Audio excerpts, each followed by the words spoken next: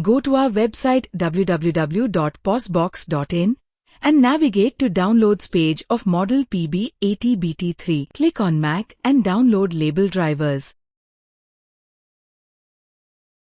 From Download, open PosBox PB80BT-3 label DMG file. Double-click and open installation file within DMG.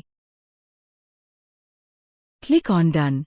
Now click on Apple icon on the left corner and open System Settings. Move down and open Privacy and Security. Move down and you will see that PosBox application is blocked. Click on Open Anyway and on pop-up, click on Open Anyway again. When asked, give your password. PosBox driver installation is completed. Now we have to connect our printer with your Mac.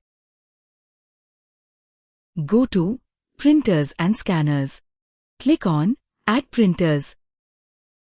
Connect printer USB cable with your Mac, and you will see PosBox printer connected on USB.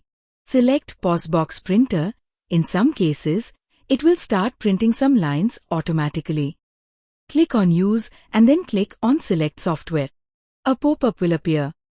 Here search for PosBox.